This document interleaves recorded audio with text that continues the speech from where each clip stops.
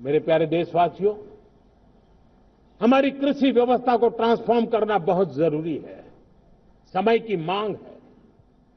हम सदियों से जिस परंपरा में दबे हुए हैं, जकड़े हुए हैं, उससे मुक्ति पानी होगी और हमारे किसानों को उसके लिए हम मदद भी दे रहे हैं। हम उसको ट्रांसफॉर्म करने की दिशा में लगातार काम करते आए हैं। आज आसान ऋण दे रहे हैं किसानों को, टेक्नोलॉजी की मदद दे रहे हैं। किसान जो पैदावार करता है उसको वैल्यू एडिशन के लिए हम काम कर रहे हैं। उसके लिए मार्केटिंग के लिए पूरा प्रबंध करते हैं ताकि उसको एंड टू एंड हर जगह पे हैंड होल्डिंग की व्यवस्था हो। उस दिशा में हम काम कर रहे हैं। आज जब धरती माता के प्रति सारा विश्व चिंतित है, जिस प्रकार से उर्वरक के कारण हमारी धरती माता की शहद दिनों दिन बिगड़ता जा रही है, हमारी धरती माता की उत्पादकता क्षमता खत्म होती चली जा रही है, कम होती चली जा रही है। और उस समय मैं मेरे देश के लाखों किसानों का आभार व्यक्त करना चाहता हूं जिन्होंने प्राकृतिक खेती का रास्ता चुना है और हमारी धरती माता की सेवा करने का भी उन्होंने बीड़ा उठाया है। और इस बार बजट में भी हमने प्राकृतिक खेती को बल देने के लिए बहुत बड़ी योजनाओं के साथ बहुत बड़ा बजट में प्रावधान किया है। मेरे प्यारे देशवासियों, आज दुनिया की स्थिति में देखता हूं, पूरा विश्व होलिस्टिक हेल्थ केयर की तरफ मुड़ रहा है और तब उनको ऑर्गेनिक फूड ये उनकी प्रथम पसंद बनी है। आज विश्व के लिए ऑर्गेनिक फूड का अगर कोई फूड बास्केट बन सकता है तो मेरे देश का किसान बना सकता है, मेरा देश बन सकता है। और इसलिए हम आने वाले दिनों में उस सपने को लेकर के आगे चलना चाहते हैं ताकि ऑर्गेनिक फूड की जो विश्व की मांग है, उस ऑर्गेनिक फूड का बास्केट हमारा देश कैसे बने, किसानों का जीवन आसान बने, गांव में टॉप क्लास इंटरनेट कनेक्टिविटी मिले, किसानों को स्वास्थ्य सुविधाएं मिले, किसान के बच्चों को पढ़ने के लिए स्मार्ट स्कूल अवेलेबल हो, किसान के बच्चों को रोजगार उपलब्ध हो। छोटी छोटे खेती के टुकड़ों पर पूरा परिवार आज जीना बड़ा मुश्किल हो रहा है, तब उनके नौजवानों के लिए वो स्किल मिले ताकि उनके नए रोजगार मिले, नए आय के साधन बने। इसका एक कॉम्प्रिहेंसिव प्रयास हम कर रहे हैं। बीते वर्षों में वुमेन लेड डेवलपमेंट मॉडल पर हमने काम किया है। इनोवेशन हो, एम्प्लॉयमेंट हो, एंटरप्रेन्योरशिप हो, हर सेक्टर में महिलाओं के कदम बढ़ते जा रहे हैं। महिलाएं सिर्फ भागीदारी बढ़ा रही है ऐसा नहीं, महिलाएं नेतृत्व दे रही है। आज अनेक क्षेत्रों में, आज हमारे रक्षा क्षेत्र में देखिए, हमारा एयरफोर्स हो, हमारी आर्मी हो, हमारी नेवी हो, हमारा स्पेस सेक्टर हो, आज हमारी महिलाओं का हम दमखम देख रहे हैं देश के लिए।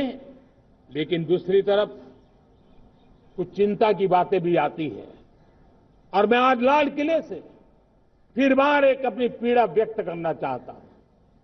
एक समाज के नाते हमें गंभीरता से सोचना होगा कि हमारी माताओं, बहनों, बेटियों के प्रति जो अत्याचार हो रहे हैं, उसके प्रति देश का आक्रोश है, जन सामान्य का आक्रोश है। इस आक्रोश को मैं महसूस कर रहा हूं। इसको देश को, समाज को, हमारी राज्य सरकारों को गंभीरता से लेना होगा। महिलाओं के विरुद्ध अपराधों की जल्द से जल्द जांच हो, राक्षसी कृत्य करने वालों को जल्द से जल्द कड़ी सजा हो। वो समाज में विश्वास पैदा करने के लिए जरूरी है।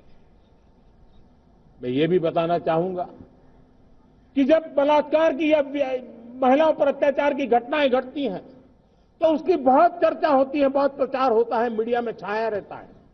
लेकिन जब ऐसे राक्षसी मनोवृत्ति व्यक्ति को सजा होती है तो वो खबरों में कहीं नजर नहीं आती, एक कोने में कहीं पड़ा रहता है। अब समय की मांग है कि जिनको सजा होती है उसकी व्यापक चर्चा हो, ताकि ऐसा पाप करने वालों को भी डर पैदा हो कि ये पाप करने की हालत ये होती है कि फांसी पर लटकना पड़ता है।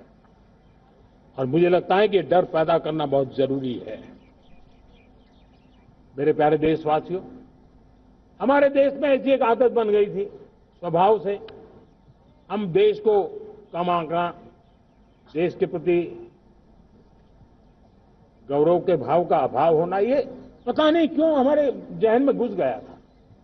और हम तो कभी कभी तो लेट आए तो कहते थे इंडियंस आए, शर्म के साथ हम बोल देते थे। देश को इन चीजों से हमने बाहर लाने में सफलता पाई है।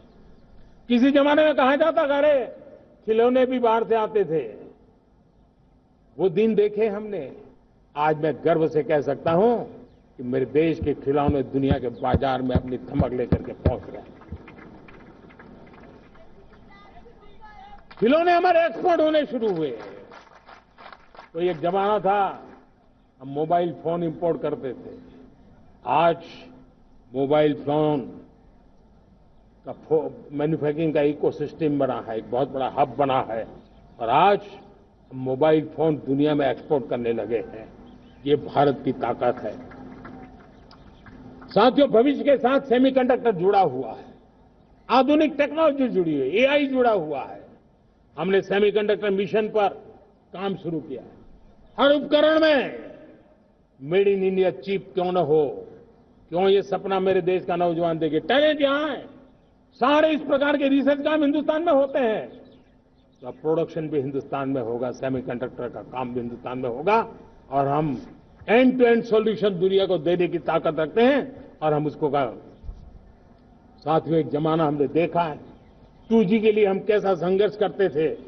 आज हर उपकरण में हम देख रहे हैं, हम तेजी से आगे बढ़े, और 5G जिस तेजी से पूरे देश में रोल आउट हुआ, हिंदुस्तान के करीब करीब सभी क्षेत्रों में 5G पहुंच गया, वो विश्व में तेज गति से 5G पहुंचाने में हम आगे रहे। और देश साथियों, मैंने कहा हम रुकने वाले नहीं है। 5G पे रुक जाना हमें मंजूर नहीं है। हम 6G पर अभी से मिशन मोड में काम कर रहे हैं, और विश्व में हम उसमें भी अपनी धमक जमाएंगे, ये मैं विश्वास से कहता हूं। मेरे प्यारे साथियों, डिफेंस सेक्टर हमारी आदत हो गई थी।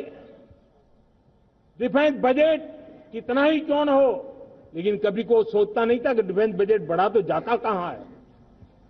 डिफेंस बजट विदेशों से खरीदी में चला जाता था। अब हम चाहते हैं हम आत्मनिर्भर बने, और मैं हमारी डिफेंस फोर्सेस का हृदय से धन्यवाद करता हूं। उन्होंने हजारों ऐसी चीजें लिस्ट कर दी है। उन्होंने तय किया है कि हम विदेश से नहीं लाएंगे। राष्ट्र के लिए जीना क्या कहते हैं, ये हमारे सेना के जवानों ने दिखाया है, और उसके कारण डिफेंस के सेक्टर में हम आत्मनिर्भर होते चले जा रहे हैं।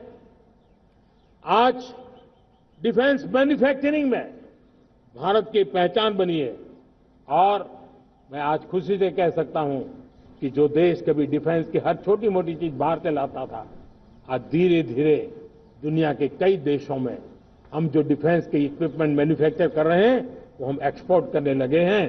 दुनिया में डिफेंस हब, मैन्युफैक्चरिंग हब के रूप में हम धीरे धीरे उभर रहे हैं। हम मैन्युफैक्चरिंग क्षेत्र को बढ़ावा देना चाहते हैं, क्योंकि रोजगार के लिए सर्वाधिक आवश्यक है। आज PLI स्कीम को बहुत बड़ी सफलता मिली है।